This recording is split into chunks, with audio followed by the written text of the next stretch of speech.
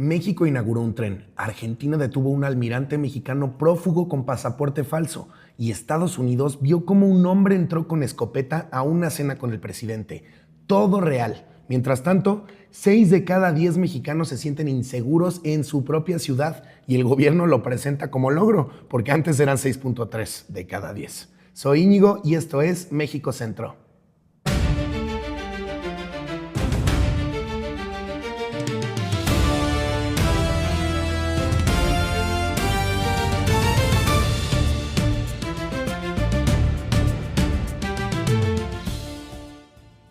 Ayer se inauguró el tren suburbano Buenavista-AIFA, 4 años después de que abriera el aeropuerto al que conecta. Para ponerlo en perspectiva, un niño que nació el día que abrió el AIFA ya está en preescolar y acaba de ver su primer tren. La presidenta Sheinbaum abordó en el primer convoy en Buenavista a las 10:27 horas, acompañada por la gobernadora del Estado de México, Delfina Gómez, la jefa de gobierno capitalino, Clara Brugada, y el gobernador de Hidalgo, Julio Menchaca. 41 kilómetros, 50 minutos, tarifa promocional de 45 pesos. Al llegar al AIFA, Sheinbaum declaró misión cumplida. Cumplimos con el pueblo de México. Fue un momento emocionante. Lástima que la misión había prometido cumplirse para Semana Santa 2025, luego para diciembre 2025, luego para Semana Santa 2026 y finalmente llegó en abril de 2026 con 4 de los 10 trenes disponibles, uno cada 30 minutos. Eso no es una red de transporte, es un servicio de citas. El AIFA fue presentado durante años como el aeropuerto más moderno de América Latina, pero un aeropuerto moderno sin conexión de transporte público no es un aeropuerto moderno, es un estacionamiento muy caro en medio del Estado de México. 4 años de pasajeros que llegaban al AIFA y tenían que resolver solos cómo llegar a la ciudad por taxi, autobús o voluntad divina. El servicio al público en general abre formalmente hoy lunes. La inauguración de ayer fue el evento oficial, pero la operación real comienza esta semana. O sea que lo que inauguraron ayer no estaba listo para ser inaugurado. Fernando Farías Laguna es excontralmirante de la Marina Mexicana, presunto líder de la red de huachicol fiscal más grande en la historia del país y fue detenido en Buenos Aires con pasaporte falso. Un oficial naval de alto rango, líder de una operación que defraudó al fisco mexicano por más de 50,000 millones de pesos, prófugo con documentos falsos en Argentina. 50,000 millones de pesos supera el doble de lo que el gobierno federal destinó al rescate de Pemex el año pasado. Una operación monetaria de tamaño institucional que solo puede dar con la complicidad de las autoridades federales, estatales y municipales, construidas sobre facturas falsas durante años. La pregunta obvia es, ¿cuántas de esas autoridades cómplices siguen en sus cargos? La Interpol lo encontró vía ficha roja. El pasaporte falso no fue suficiente disfraz para un hombre que presuntamente coordinó una de las defraudaciones más grandes de la historia fiscal del país. Ahora México cuestiona su deportación y si Argentina no la autoriza, las autoridades mexicanas tendrían que explorar la vía de la extradición. El Banco de México tiene un objetivo de inflación del 3%, pero la inflación general tiene otros planes y cerró marzo en 4.6%. Llevamos 4 quincenas consecutivas por encima de ese objetivo y Hacienda lleva semanas diciendo que es temporal y estacional. 4 quincenas, 2 meses completos. En medicina, cuando un síntoma dura 2 meses, los médicos dejan de llamarlo temporal y empiezan a pedirte estudios, pero en Hacienda aparentemente es el protocolo, es diferente. Los culpables inmediatos son el tomate, el chile y el aguacate, más el alza en gasolina premium y gas LP. Pero el dato que duele es que el tope al precio del diésel, acordado entre gobierno y gasolineros, vence el martes 29. Si no se renueva, el efecto se transfiere al transporte de carga. Y si el transporte de carga sube, todo lo que se mueve en camión sube. En el estrecho de Hormuz siguen sin acuerdo. El diésel está en negociación semanal y Banxico tiene reunión de política monetaria el 15 de mayo. Una inflación persistente complica cualquier recorte de tasa. Un recorte de tasa más tardío frena el crédito. Un crédito más caro frena la inversión. Todo conectado, todo presionado, pero según las autoridades, todo es temporal y estacional. Esteban Moctezuma Barragán fue embajador de México en Estados Unidos durante 5 años. Sobrevivió a 2 presidentes mexicanos y a 2 presidentes estadounidenses. Gestionó la relación bilateral más importante del país durante la pandemia: el fentanilo, la revisión del TEMEC y el regreso de Trump. En el mundo de la diplomacia, eso es equivalente a jugar 4 temporadas seguidas en la Liga de Campeones sin que te expulsen. Ahora sale y llega Roberto Laceri Montaño, de 42 años, director de Nafin y Bancomext, exfuncionario de Hacienda y parte del equipo negociador original del TEMEC. Según Sheinbaum, el tema principal con Estados Unidos es el comercial, no la migración, la seguridad, la soberanía o los 15 mexicanos muertos bajo custodia del ICE. El tema principal es el comercial, lo que significa que el dólar manda. El TEMEC entra en su fase de negociación formal la semana del 25 de mayo. La relación bilateral llega a esa mesa con el caso CIA en Chihuahua abierto, los 15 muertos bajo el ICE sin respuesta y el tiroteo en la cena de corresponsales como telón de fondo. La serie necesitará el beneplácito de la administración Trump para asumir, y como para eso aún no hay fecha confirmada, Moctezuma seguirá en funciones hasta que eso ocurra. Un perfil financiero negociando con una administración que mezcla aranceles con amenazas migratorias y referencias a reconquistar territorios. La apuesta de Sheinbaum es que el lenguaje del dinero es universal. Podría tener razón o podría ser la apuesta más cara de la administración. Hay que explicar los movimientos en Morena con precisión, porque la elegancia del absurdo está en los detalles. Luisa María Alcalde era la dirigente nacional de Morena. Sale de ese cargo, llega a la Consejería Jurídica de la Presidencia y su primera tarea asignada por Sheinbaum será evaluar la posibilidad de posponer las elecciones judiciales de 2027. Así es, Alcalde salió del equipo y la pusieron de árbitro. En paralelo, Andy López Beltrán sale de la Secretaría de Organización. Carolina Rangel asume provisionalmente y convoca al Congreso Nacional Extraordinario, que elegirá a Ariadna Montiel como nueva dirigente, mientras que Citlali Hernández toma la Comisión Nacional de Elecciones, que es la pieza clave para las candidaturas de 2027. El reacomodo reorganiza quién controla qué palanca antes del ciclo electoral. La comisión de elecciones, es decir, quien aparece en las boletas, queda en manos de Citlali Hernández. La legalidad de todo el proceso queda en manos de Alcalde. Y la dirigencia formal, la cara pública, en manos de Montiel. La jefa de gobierno, Clara Brugada, pospuso que los aumentos de renta en la Ciudad de México no puedan superar la inflación anual y que eso quede en la Constitución. Sheinbaum la respaldó en la mañanera con una cifra que lo dice todo. En la Ciudad de México no se puede encontrar en menos de 4 millones de pesos un departamento pequeño. 4 millones de pesos un departamento pequeño. En la ciudad donde el salario mínimo es de aproximadamente 278 pesos diarios. Un trabajador en salario mínimo necesitaría 39 años de sueldo íntegro, sin gastar un peso en comida, transporte ni nada, para comprar un departamento como los que describió la presidenta. La iniciativa también incluye ampliar la vivienda social y reconocer el derecho al arraigo vecinal para combatir la gentrificación. Roma, Condesa, Doctores y Santa María la Ribera han visto triplicar sus rentas en menos de 5 años.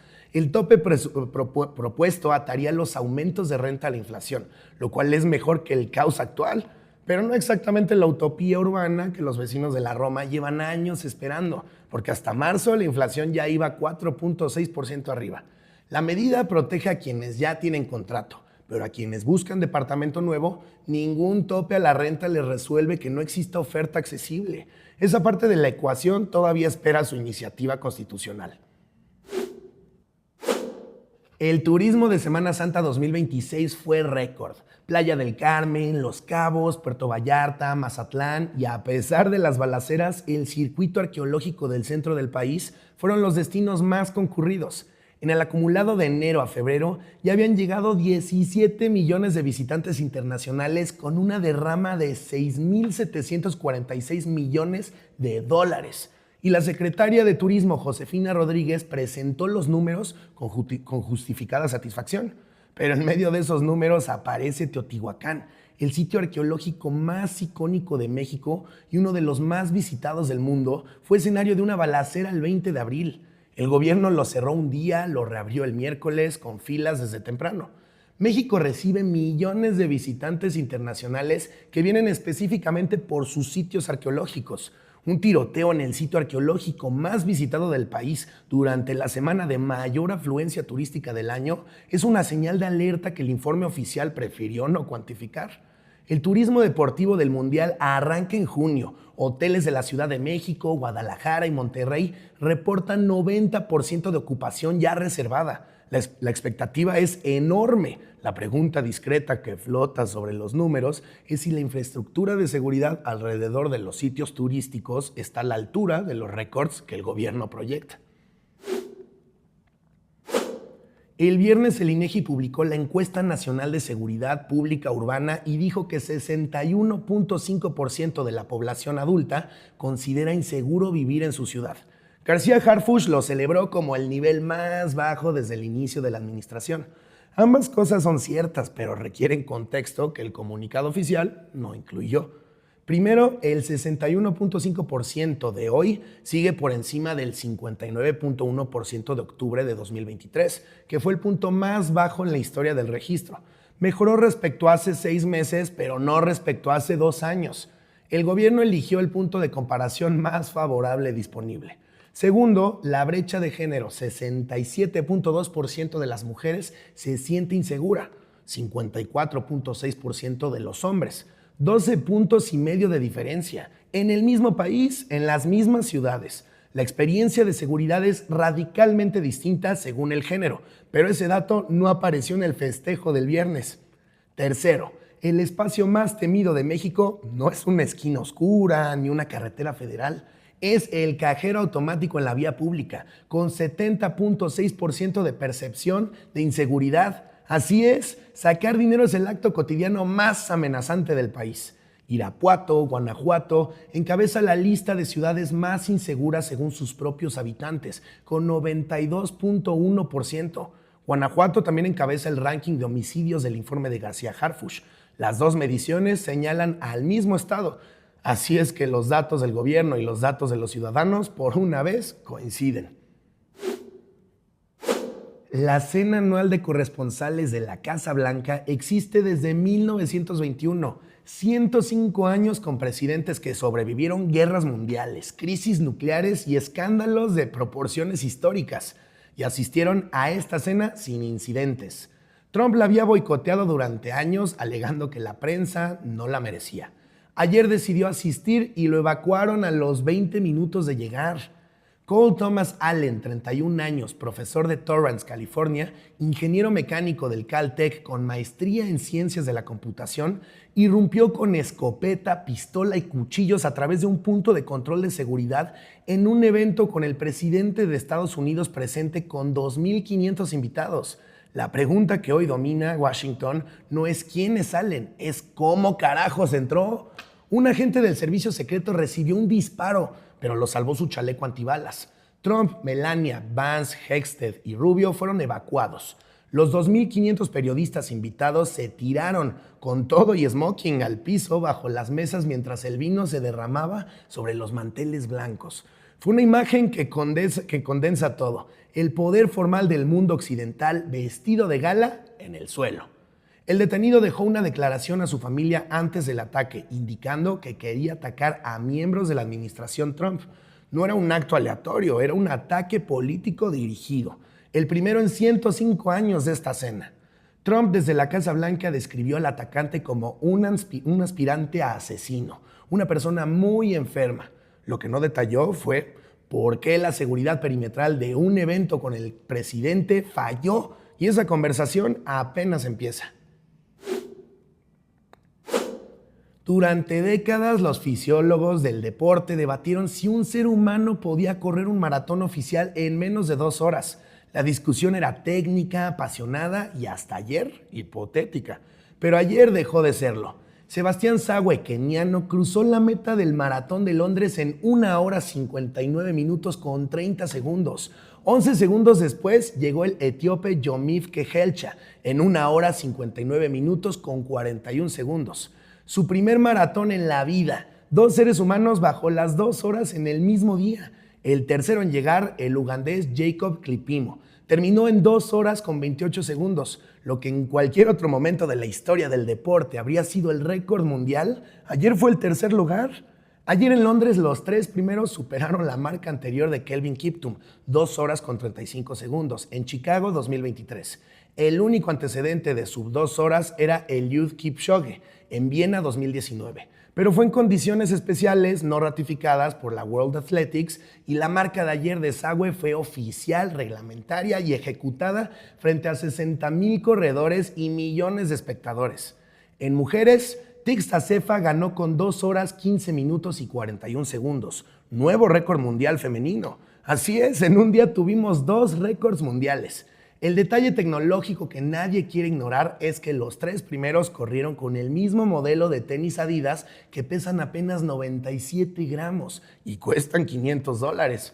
La ciencia del calzado es parte de la historia, lo cual abre una conversación sobre tecnología y mérito que el atletismo mundial tendrá que sostener con seriedad. Pero hoy, que 2 hombres corrieron lo que se decía que un humano no podía correr, tiene que ocupar el espacio que merece.